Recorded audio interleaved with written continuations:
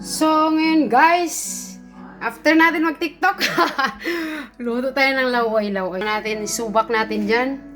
Ito, pritong isda. Uy. So, luto ako ng laway para mabalik ang aking lakas. Ayan o. Right. Woohoo! Alright. We start cooking guys. Ito, lutong Bisaya to. Siyempre, unang maglagay tayo ng olive oil sa ating ano. Siyempre, at magkatapos ating ilagay ang ating lamas. Ukay-ukayin natin to hanggang mag-brown siya and it smells good. Yan, ukay-ukayin natin yan. Siyempre, ilagay natin yung ating kalabasa.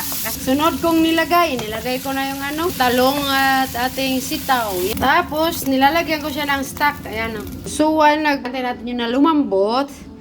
Nagawa na tayo ng sausawan natin. Ayan. Dahil lumambot na guys, nilalagay na natin yung ating okra at saka yung ating isda. And the last one, this one. Ito na nga, nilalagay na natin yung ating malunggay. Yeah. Nilalagyan natin ng sili. Ready na ang ating sausawan. We are ready to eat, guys. Woohoo! Look at that.